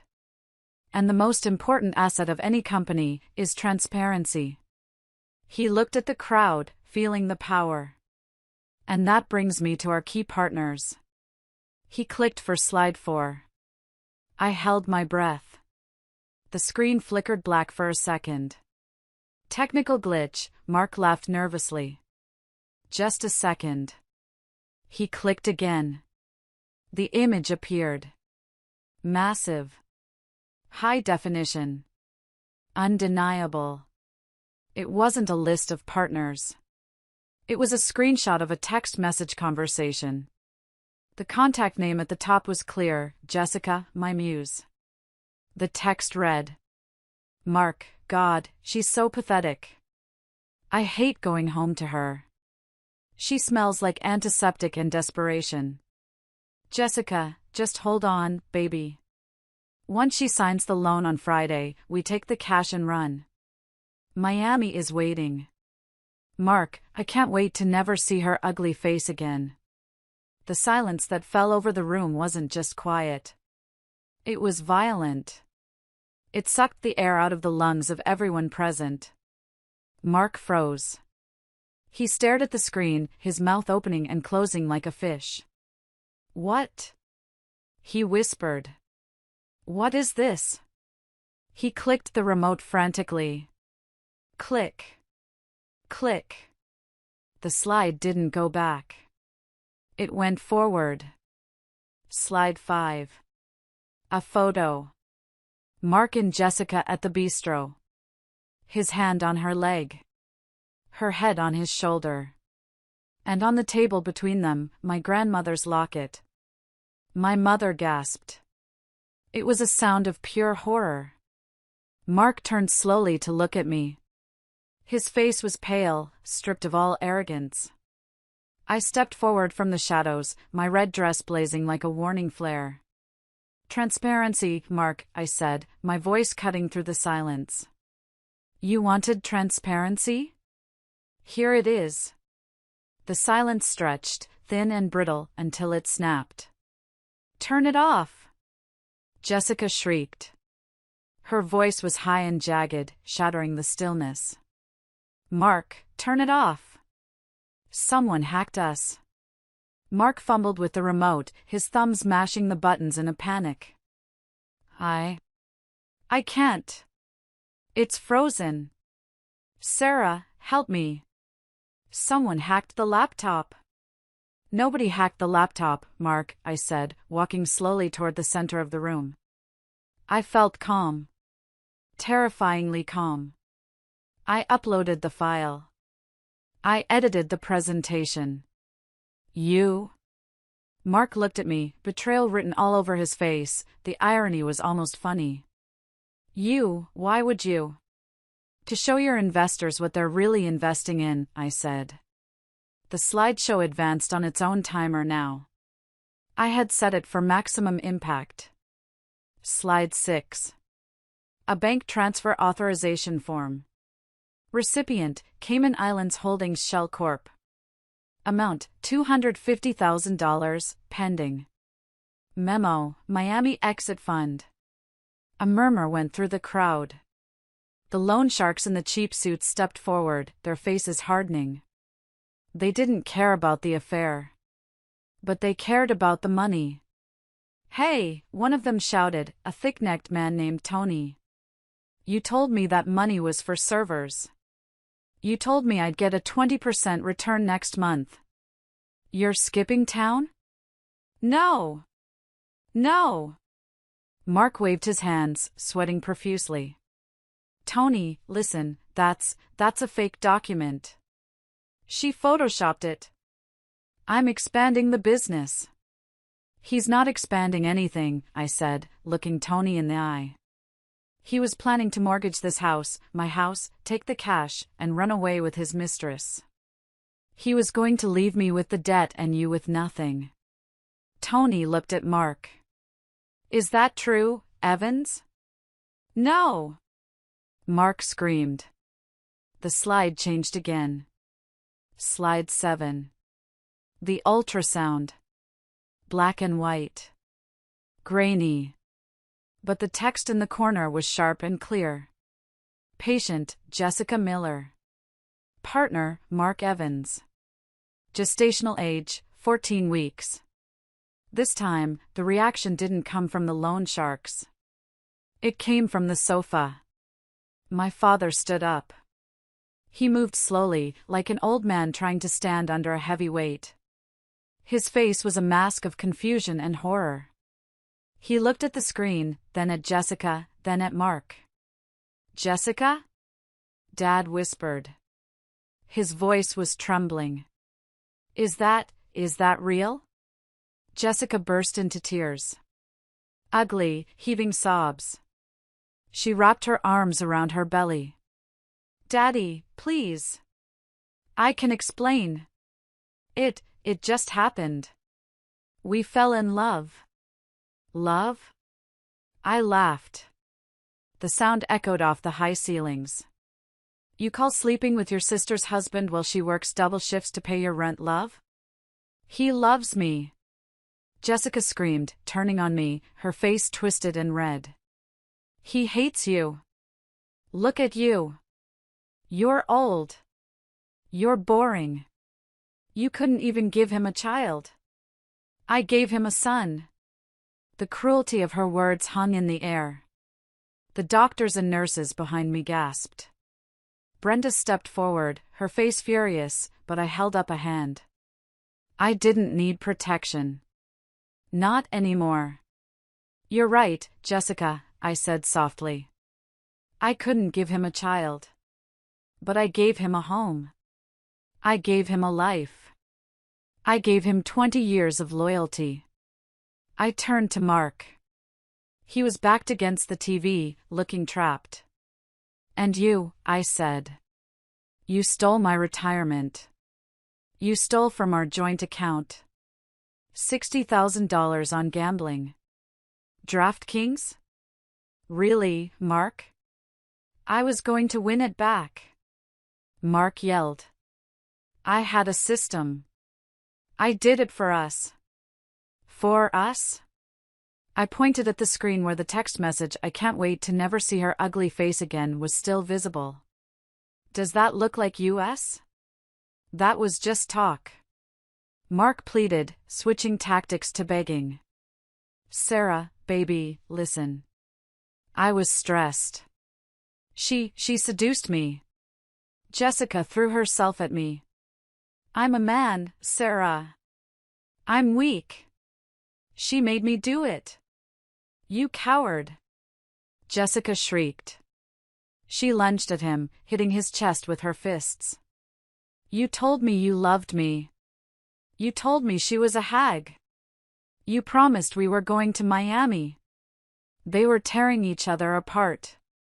The rats were eating each other on the sinking ship. Enough! I shouted. The room fell silent again. I don't care about your love affair, I said. I care about what you took. I walked straight up to Jessica. She was panting, mascara running down her face. Take it off, I said. What? She blinked, confused. The scarf, I said. Take it off. Now. No, she clutched the silk at her throat. Leave me alone. Take it off, Jessica, my mother's voice rang out. We all turned. Mom was standing up now, her face pale as a sheet. Take off the scarf. Trembling, Jessica unknotted the scarf and let it fall to the floor. There it was. The gold teardrop locket. The sapphire caught the light of the chandelier. Oh my God, Dad choked out. That's your grandmother's. He stole it, I told my parents, staring at them. Mark stole it from Grandma's nightstand while she was dying in our guest room. He stole it, and he gave it to her. I didn't know. Jessica sobbed. He told me he bought it. He said it was an heirloom for our new family. It is an heirloom, I said. Mine. I reached out. Jessica flinched, but she didn't stop me. I unclasped the necklace from her neck. It felt heavy and warm. I wiped it on my dress, wiping away her sweat, her betrayal, and put it in my pocket. Now, I said, turning back to Mark. About that loan you're waiting for. Mark looked at me, desperation in his eyes. Sarah, please. The money. If the money comes Monday, I can pay Tony back. I can pay everyone. We can fix this. The money isn't coming, Mark, I said, a smile touching my lips. What? The document you signed on Tuesday? I asked. The asset affidavit? Yeah. For the bank? It wasn't for the bank, I said. It was a post-nuptial agreement. By signing it, you legally admitted that the house is 100% my separate property. You admitted that all future debts are yours alone. And Clause 14b states that in the event of infidelity, you forfeit all claims to marital assets. Mark's knees actually buckled. He grabbed the TV stand for support. You tricked me, he whispered. I outplayed you, I corrected. You are homeless. You are broke. And you are done.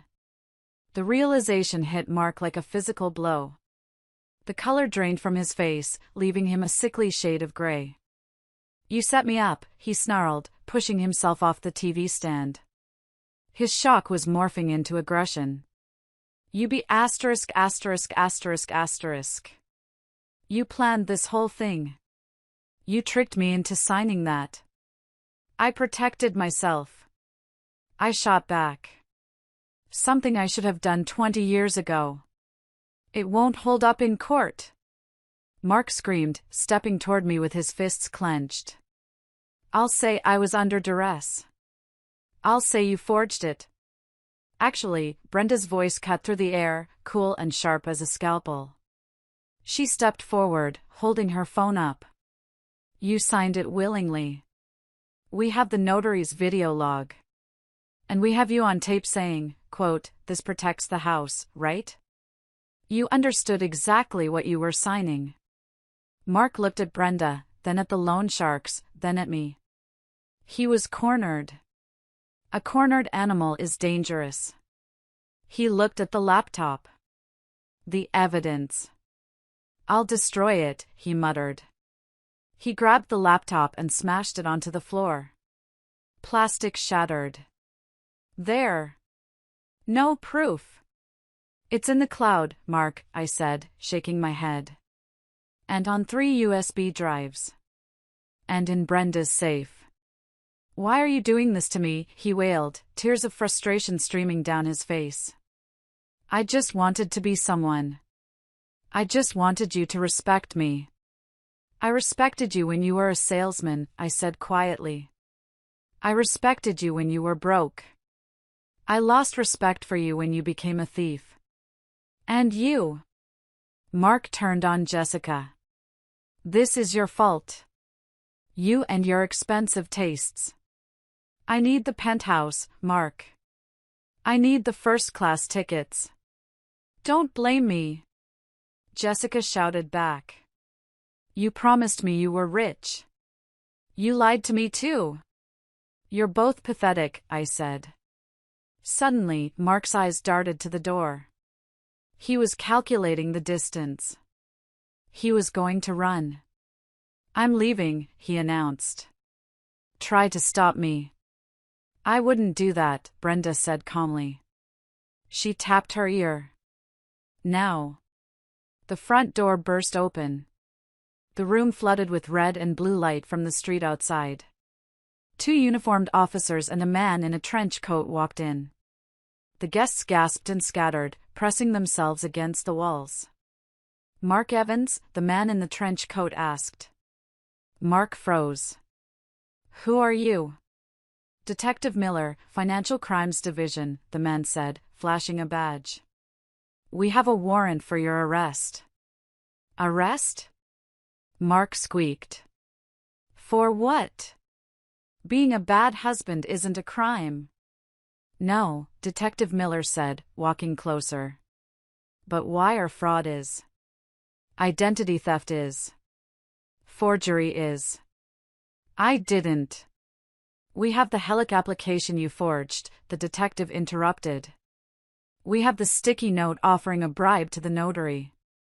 And we have the logs of you accessing your wife's retirement accounts unauthorized. Mark looked at me. Sarah? You called the cops? I reported a crime, I said. The officer grabbed Mark's wrist. Click. The handcuffs locked into place. Mark struggled. Sarah! Tell them. Tell them it's a misunderstanding. I'm your husband. Not anymore, I said. As they dragged Mark toward the door, he looked back at Jessica. Jess. Call a lawyer. Get me out.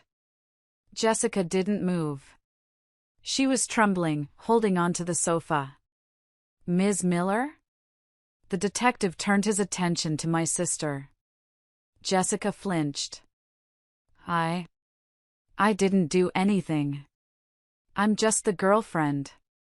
We have you on conspiracy to commit fraud, the detective said. We have the texts where you discuss the timeline of the theft and possession of stolen property. The necklace? Jessica whispered. I gave it back. She has it. Theft is theft, the detective signaled the second officer. No! Jessica screamed as the officer approached her. I'm pregnant. You can't arrest a pregnant woman. You'll be processed at the station, the officer said, taking her arm gently but firmly. Mom! Dad! Jessica looked at our parents. Do something. Help me. My father looked at her. He looked at the daughter he had spoiled, the golden child he had protected from every consequence her entire life. He looked at her belly, carrying the child of his other daughter's husband. He turned his head away. Mom! Jessica wailed. Mom covered her mouth and sobbed, leaning into Dad. They didn't move. They marched Jessica out. She passed me, her eyes filled with hate. I hate you, Sarah. You ruined everything. I didn't ruin anything, Jessica, I said calmly. I just turned on the lights. The door closed.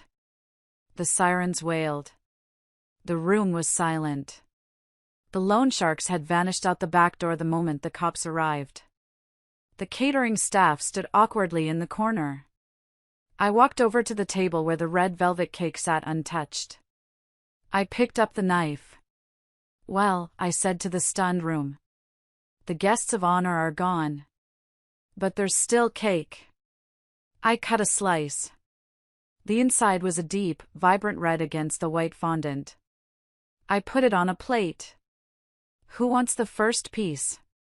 The police cars had faded into the night, but the energy in the house was still vibrating, electric and sharp. My colleagues, Dr. Evans and the nurses, came up to me one by one, hugging me, whispering words of support. You're the bravest woman I know, Dr. Evans said. If you need anything, Sarah. Anything at all. Thank you, doctor, I said. I just need to sleep for about a week. Brenda stayed. My parents stayed. We sat in the living room, the debris of the party around us. Half-empty champagne glasses, the uncut cake, the shattered laptop on the floor. My parents sat on the sofa where Jessica had been perched just an hour ago. They looked shrunken. Defeated. Sarah, Dad said finally. His voice was raspy. We need to talk. I'm tired, Dad, I said, sitting in the armchair across from them. Can this wait? No, Mom said, wiping her eyes. It's about Jessica. She called from the station. She used her one call to call us. Of course she did. She's in a holding cell, Dad said. She's terrified. She's saying the bail is going to be set high because of the flight risk thing. Mark had the tickets. And? I asked. And, we don't have the cash, Dad admitted. Our money is tied up in the annuity. We can't access it without a penalty. I looked at them. I knew where this was going, but I couldn't believe they had the audacity to say the words. Sarah, Mom leaned forward. You have the savings. The money you moved from the joint account before Mark could get it. If you could just help us post bail. For the baby. Please. She can't be in jail pregnant. I stared at them. After everything they had just seen. After the texts calling me a hag. After the stolen necklace. After the plot to leave me homeless. They were asking me to use my money, the money I saved from being stolen, to bail out the thief. Something inside me didn't just break, it incinerated. You want me to bail her out? I asked quietly. She's your sister, Mom pleaded. She made a mistake. She was manipulated by Mark. She wasn't manipulated, I said. She was a partner. Did you not see the texts? Can't wait to take the cash and run. That was her. She's family, Dad said weakly. No, I stood up. I am family. She is a predator. And you are her enablers. I walked over to the sound system. My phone was still plugged in. You think you've heard it all, I said. But there's one recording I didn't play for the guests. Because it was too personal. Because it wasn't about the money. It was about you. Sarah, don't, Mom begged. I need you to hear this, I said. I turned to the few remaining people in the room, and then I looked straight ahead, as if addressing a camera, breaking the fourth wall of my own life. I looked straight at the guests, and now I'm looking at you. Before I press play on this final recording, the one that destroyed the last shred of guilt I had, I need to know you're with me. If you're still listening, if you believe that betrayal should have consequences, please hit the like button and comment the number 1 below. Let me know that I'm not crazy for standing up for myself. Let me know you're on my side. Comment 1 right now so I can see you. Now, listen to this. I pressed play. The audio filled the room. It was from a month ago. Jessica and Mark in my kitchen. Jessica's voice, what if Mom and Dad find out? Mark's voice, they won't care. They love you. They think Sarah is a bore. Jessica's voice, laughing, true. Mom told me yesterday that Sarah looks like a dried-up spinster. She said, at least Jessica has spark. They'll forgive us. Once we have the money, we'll buy them a nice car and they'll forget Sarah ever existed. Mark, exactly.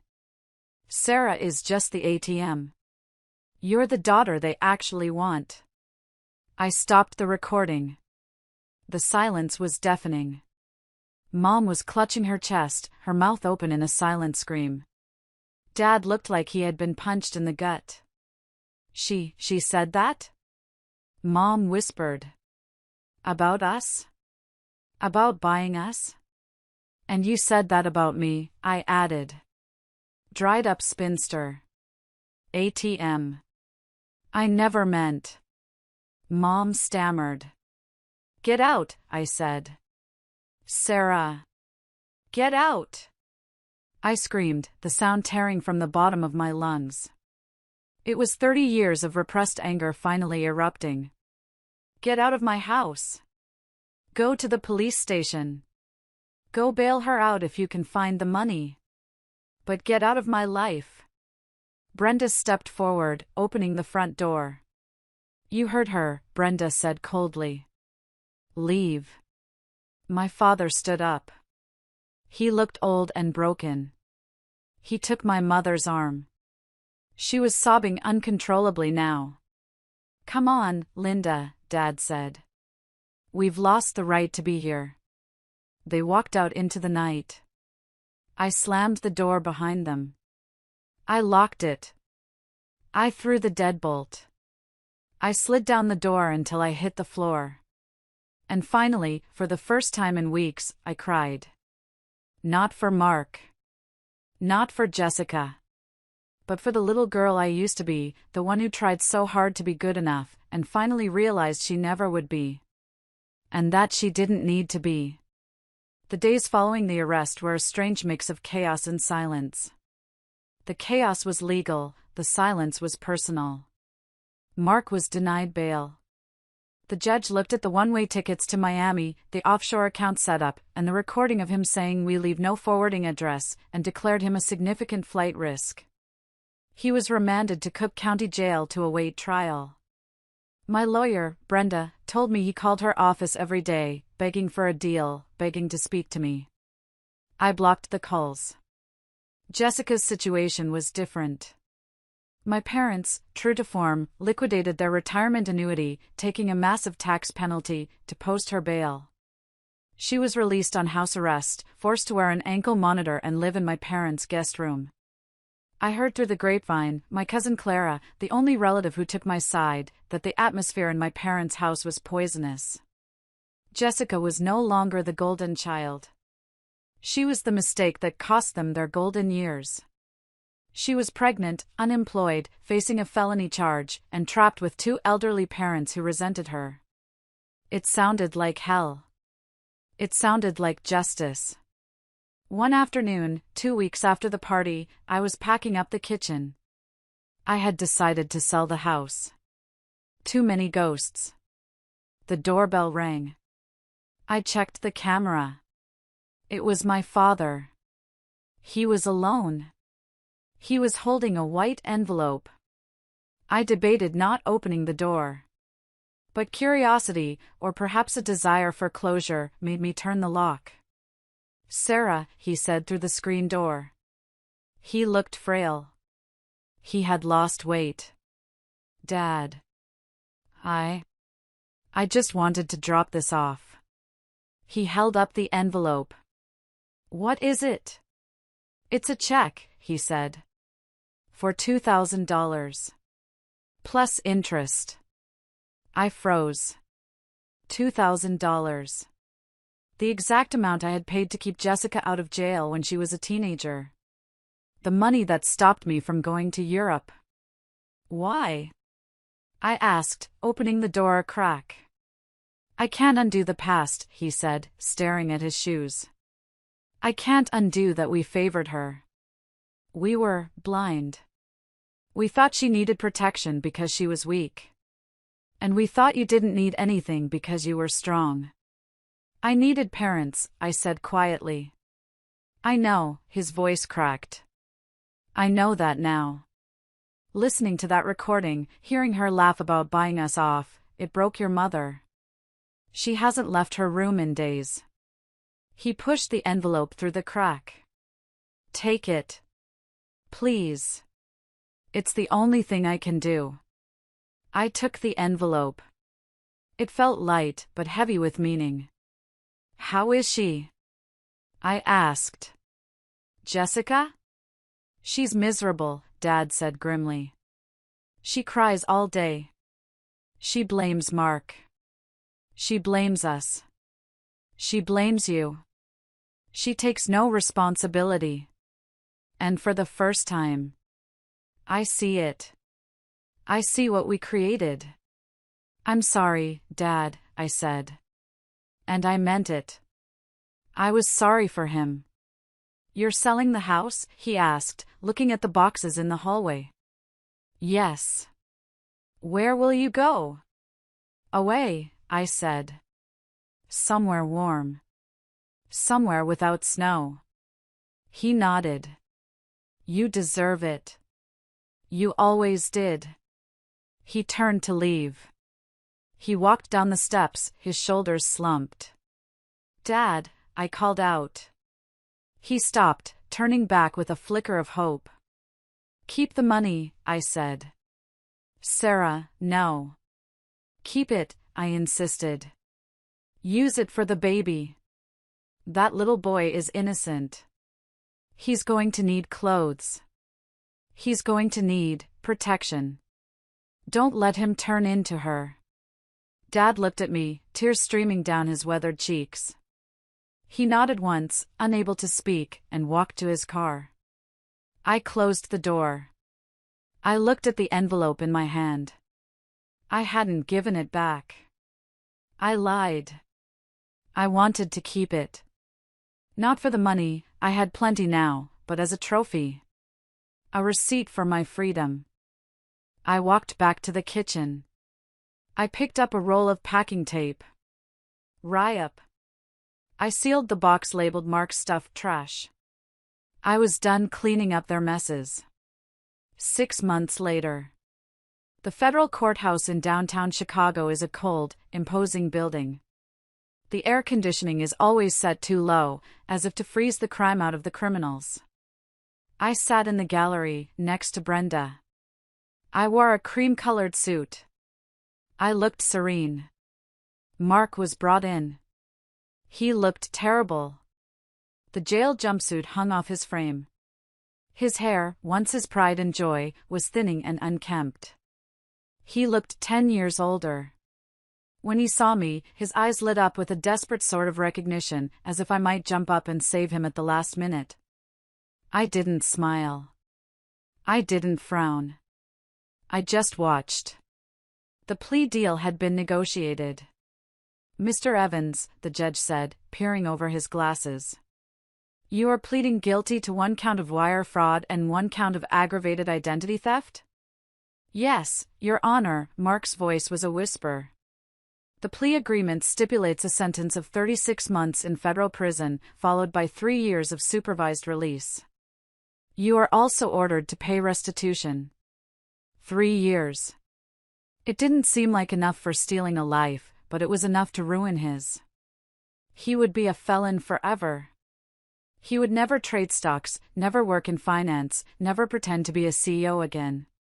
As they led him away, he turned to look at me one last time. He mouthed one word, "Sorry." I looked right through him, focusing on the exit sign behind his head. Sorry is a word you use when you bump into someone. Not when you try to bankrupt them. Jessica's trial had happened a week prior. Because she cooperated with the prosecution against Mark, turning over emails and texts, and because she was a new mother, she got probation. 5 years. And a massive fine. She was working as a waitress at a diner near my parents' house to pay it off. My cousin told me Jessica hated it. She had to wear a uniform. She had to serve people. It was the humblest she had ever been forced to be. The baby, Chance, was living with my parents mostly. Jessica wasn't much of a mother. But my dad was trying. He was trying to do it right this time. I walked out of the courthouse into the blinding sunshine. "Well," Brenda said, putting on her sunglasses. "It's done. You are officially divorced. He is officially an inmate. And you are officially rich." "I don't feel rich," I said, taking a deep breath. "I feel light." "Light is good," Brenda smiled. "So, is the moving truck loaded?" "It left this morning," I said. I had sold the house. The bidding war was insane. I walked away with nearly $1 million in equity. Mark's investment strategy had been right about one thing: the house was a gold mine. But he didn't get a dime of it. "I can't believe you're moving to Florida," Brenda shook her head. "The irony is palpable." "It's not irony, Brenda," I said. "It's reclamation." Mark wanted Miami to hide. He wanted to sit on a beach and do nothing. I'm going there to work. I'm going to build something real. "The bakery?" "The bakery," I nodded. "I signed the lease yesterday. It's a little place in Sarasota. Near the water. It needs work, but it has good bones." "Just like you," Brenda squeezed my hand. We walked to my car. It was packed with the last few essentials. My clothes. My grandmother's jewelry box. And the locket hanging around my neck. "You'll come visit?"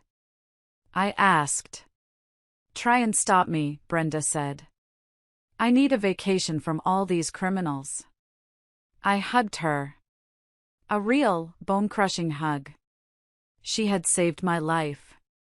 I got into the car. I turned the key. The engine purred. I drove out of the city. I watched the skyline of Chicago fade in my rearview mirror, the Sears Tower, the lake, the hospital where I had worked for 20 years. I was leaving it all behind. The snow. The double shifts. The betrayal. I turned on the radio. Tom Petty was singing "I Won't Back Down." I turned it up. I hit the highway, heading south. Toward the sun. Toward the ocean. Toward Sarah. 1 year later. The bell above the door chimed, a cheerful ding-ding that never failed to make me smile. Morning, Sarah. It was Mrs. Gable, one of my regulars. She was 70, tanned like old leather, and had a sharp wit. Morning, Elsie, I called out from behind the glass display case. I have your sticky bun warm and ready. You're an angel, she sighed, leaning on the counter. And I see you made the red velvet today. I looked at the cake stand. The deep crimson cake, frosted with stark white cream cheese icing, sat proudly in the center. It's a bestseller, I smiled. My bakery, the Sapphire Crumb, was small, but it was mine. The walls were painted a soft teal. The air smelled of vanilla, yeast, and sea salt. Through the front window, I could see the Gulf of Mexico, shimmering turquoise under the Florida sun. My hands were covered in flour. My apron was stained with chocolate. My feet were tired, but it was a good tired. It wasn't the soul-crushing exhaustion of the hospital. It was the fatigue of creation. I had built this. No loans from husbands. No help from parents. Just me, my savings, and my grandmother's recipes. I wiped the counter. My phone buzzed. It was a text from Brenda. Brenda, guess who called me collect? Mark. He's up for parole next year. He wants to know if you'd write a character reference letter. I laughed out loud. The audacity was almost impressive. I typed back, tell him I'm busy. The yeast is rising. I put the phone away. I didn't hate him anymore. I didn't feel much of anything for him. He was just a character in a book I had finished reading. As for my family, I sent cards. Christmas. Birthdays. I sent a toy truck for Chance's first birthday. Dad sent me photos. The kid looked sweet. He looked like Mark, which was unfortunate, but he had my dad's eyes. I hadn't visited. Maybe one day. But not yet. My peace was too new, too fragile to risk. The bell rang again. A man walked in. I hadn't seen him before. He was tall, wearing a linen shirt and holding a leash attached to a golden retriever. He had salt and pepper hair and a kind face that crinkled around the eyes. Sorry, he said, pointing to the dog. Is he allowed? It's too hot to leave him outside. Buster? I asked. The man blinked. How did you know his name? I'm psychic, I joked. No, the tag on his collar is huge. He laughed. It was a warm rumble of a laugh. Right. I'm David. And yes, this is Buster. We heard rumors about a cheesecake. Rumors traverse the beach fast, I said. I'm Sarah. Sarah, he repeated. He looked at me. Not at my chest, not at the register, but at my face. I like the name of the place. Sapphire Crumb. Is there a story? I touched the locket at my throat. The sapphire was warm against my skin. It's a long story, I said. About lost things being found. I have time, David said. And Buster is very patient for cheese. I cut a slice of cheesecake. I looked at this man, this stranger with kind eyes. A year ago, I thought my life was over. I thought being 46, divorced, and childless was a death sentence. I thought I was an old hag. But standing here, with the sun on my face and flour on my hands, I realized something. I wasn't old. I was ripe. I wasn't empty. I was free. Coffee is on the house, I said. If you tell me your story first. David smiled. Deal. I leaned against the counter, listening to the ocean crash outside, listening to a stranger become a friend. I thought about the red velvet cake. It was born from anger. I had baked it to mock my husband's destruction. But now? Now I baked it because people loved it. I had taken my pain and turned it into something sweet. Something that nourished people. I took a deep breath. I was Sarah. I was a nurse. I was a baker. I was a survivor. And for the first time in my life, I wasn't funding someone else's dream. I was living my own. And so, Sarah's journey reminds us of a profound truth: self-worth is not something others grant us, it's something we claim for ourselves. Her story is a testament to the resilience of the human spirit, showing us that even in the face of betrayal, loss, and heartbreak, we have the power to rebuild, to redefine, and to rise again. Sometimes, walking away from what no longer serves us is the greatest act of courage and self-love. Through Sarah, we see the importance of setting boundaries, valuing our own dreams, and refusing to let others diminish our light. Life will test us, but it's in those darkest moments that we discover our strength, our clarity, and our ability to transform pain into purpose. Her choice to reclaim her life wasn't just about justice, it was about freedom, about finding peace, and about creating a future she could truly call her own. What about you? Have you ever faced a moment where you had to stand up for yourself, even when it was hard? Share your thoughts below, or simply comment good if Sarah's story inspired you to value yourself a little more today.